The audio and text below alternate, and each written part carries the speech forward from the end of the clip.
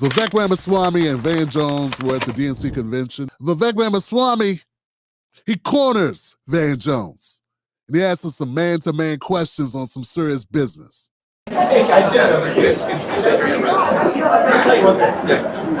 If we disagree, but people that have to be without the hate, you know. I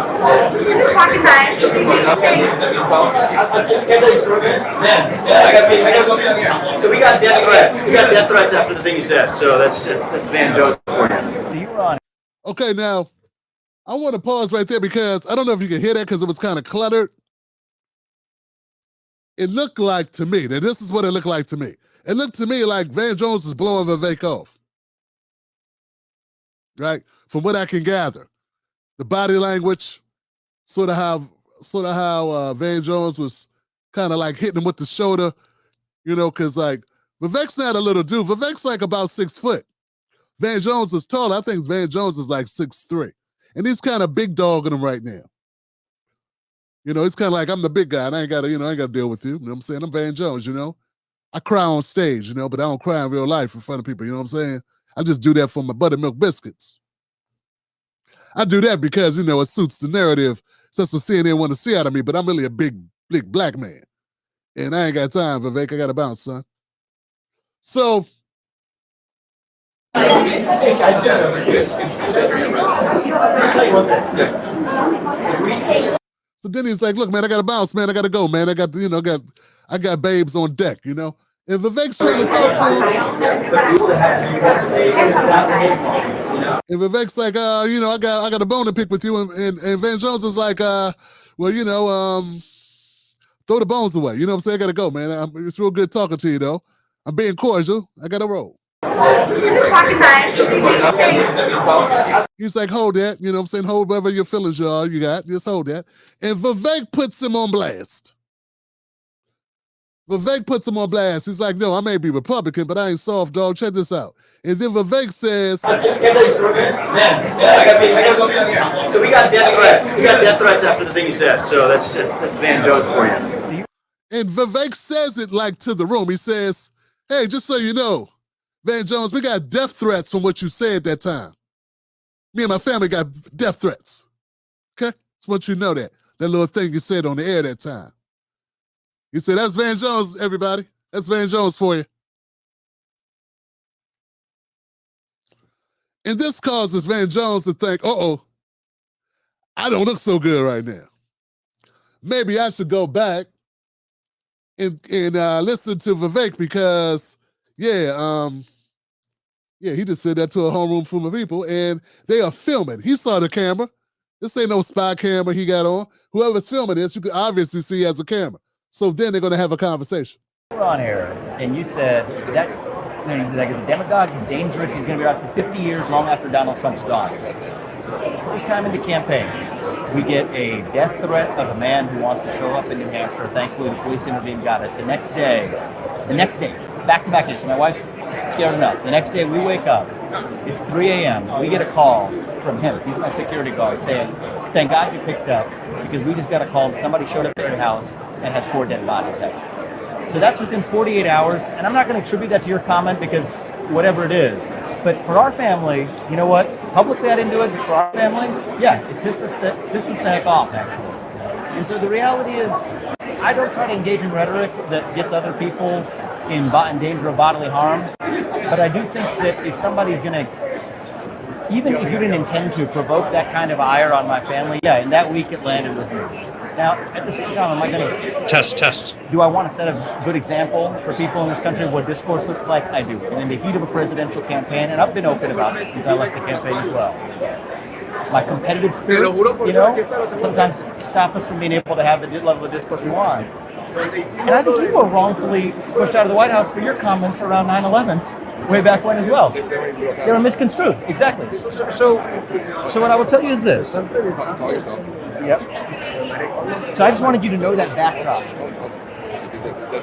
That's my personal song. Don't give it to anybody else. I will call you in a couple of days and apologize to you. Okay. Well, we don't need to do any of this on air. That's okay. But I will call your wife and call me. And you know what we can do is we can turn the page and maybe have a chapter to demonstrate what actual good discourse looks like in this country. And that's not just on you; that's on me as well. Okay, that's on two of us. I'm really sorry. No, hey, it's classy of you to say so, and I hope we can build a friendship. I really mean that. Please do. Okay. Thank you. Take care. Take care. And Van Jones did not look like he was disagreeing with what happened. I think he agreed that he made this statement. Somewhere on CNN, Van Jones said, yeah, the problem really isn't Donald Trump. The problem is this guy here, Vivek Ramaswamy. This guy's dangerous. He's going to be around another 30 years, another 40 years. This is a danger. And like the next day, Vivek said he got death threats, credible death threats to his home. And then the next day, he got more death threats and got somebody, like a security guy, called him and his wife like 3 a.m, like, yo, you okay? Yeah, well, we just got this guy, good thing you picked up, or whatever, and this guy had this and had that, or whatever. So they got some credible death threats that really had him and his wife very, very paranoid. And Vivek said, I'm not trying to say it was directly related to what you said, but what I'm saying is, I try not to put people in harm's way when we're having political discourse and disagreements. He said, I do remember back when you were something happened to Van, I don't know, something about 9/11, you were taken out of context and people were coming after you. So Van Jones looks like he leans in and says, I apologize. You know what I'm saying? I'm sorry about that. And Vivek was gracious, like, look, man, no, it's all good, man. I just hope that we can have a dialogue. We can chop it up, whatever. I'm gonna try to do better. You try to do better. I'm also trying to do better, hold myself accountable. And we can, hopefully that we can, be cool. So Van initiates giving him a phone number, and it looks like they agree to talk offline and just have a dialogue. You know what I'm saying? And Vivek said he would really look forward to that and hopefully become friendly. And it looked like a good exchange at that point. And I got to say, man, I have mixed feelings about it. I really do, because, I think Van was totally wrong to say that. But I get what he was saying. It's just that, okay, put it this way. I don't believe Van Jones, obviously I don't believe Van Jones said it to put fear into Americans who would do something crazy. Or anybody do something crazy based on his comments on CNN. Anybody can take anything that you say and act on it. If somebody ain't wrapped too tight, if somebody's going through something in their life, I mean, a large amount of Americans are medicated, and a large amount of Americans are ticked off about politics anyway. All right. And if they ain't medicated on an actual medication from a doctor, they self-medicated. Some people gotta go for walks and do meditation, real talk. So it's a lot going on. Man, this stuff with this Kamala race, where everybody's talking like everything okay, enjoy this, enjoy that. Yo, it's people out here who are really going through some serious stuff. And all this fake smile and all this fake, that's not really getting to the cusp of really what's happening. So I don't want to blame Van for it, but I gotta say, man, I'm glad to see the dialogue. I'm kind of up in the air. Now that I think about it, I'm up in the air, guys. I want to come out harsh on Van on this, but it's like I don't think he intentionally did that. Like, I'm sure he didn't say, go see about Vivek. Go handle business. Like, nothing like that. Just saying this guy's a threat. He meant political threat, like this guy, he can do stuff with the party. Maybe Van was underestimating how some people are going to rock in the Republican Party. And how they may perceive Vivek Ramaswamy. I'm going to give props to Vivek. Vivek dealt with that straight up. He went and he addressed it. Opportunity in the same space. He called Van Jones out. Van Jones listened. He didn't go, security, like Roland did. Security. Keep on pushing him off. Like, people, I covered a story last week about Roland Martin being confronted by Jamal Green, an activist and organizer out of Chicago. It was sort of the same thing, but Roland was worse than Van Jones. Roland did an entire segment, it seemed, where you have Jamal's face up on the screen and his Twitter account up on the screen. He had 4 people on the panel. And he was calling this young man a dummy, an idiot, a dumbass, and all these things. Just because they differed on something politically. And he happened to, and Roland happened to be coming to Chicago. I guess Roland don't realize people have cars. When a young man approached him in the church, he waited until the service was over. He sat in the church the whole time. He approaches Roland in the church. He has a camera running, so he's not going to do nothing to Roland. Everybody's so scared. A young man approaching Roland. Roland's 60 years old. But Roland's the one who put this guy's likeness on the screen and roasted his ass while 4 of his other henchmen on the panel laughed. You must not have saw the segment. Y'all know how Roland get. Oh, this dumbass, these simple Simon dumbasses and all this stuff. He was going off on this young dude. This young guy was not trying to hurt Roland. Why am I talking about this? I do this, you know what I'm saying? I'm on one story, I'm talking about another story. Y'all don't even know what I'm talking about, do y'all? The point is this. If somebody addresses you, if somebody confronts you, deal with it. If they don't escalate, don't punk out. If you've been talking mess, you've been talking, I talk about D.L. Hughley, right? I've made several segments about D.L. Hughley.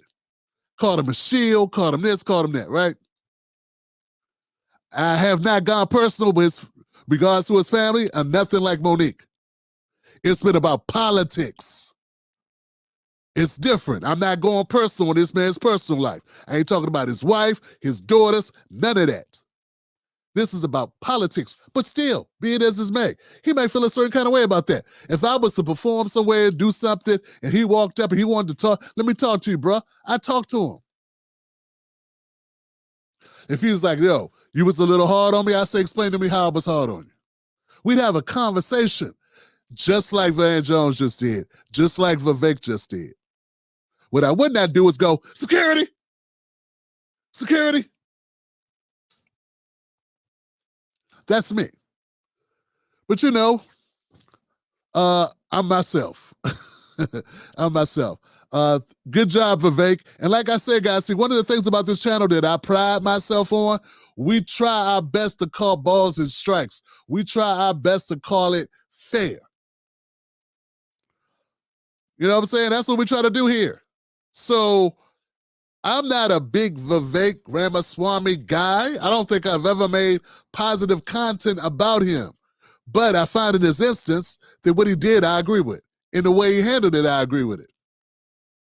And I'm giving him his props about that. Because you could be fair and disagree politically. I've disagreed with Van Jones on many things, but I do acknowledge that he did stop. I felt like he was giving, I'm the big guy vibe at first, but then he's, oh, okay, this guy may have a relevant point.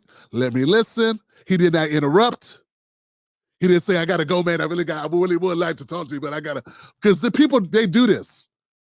This is what they do. They think they are really Hollywood celebrities. If you've never been around these people, these big name folks, a lot of them do act like they are Hollywood celebrities. I met some of them at certain conventions that I've attended.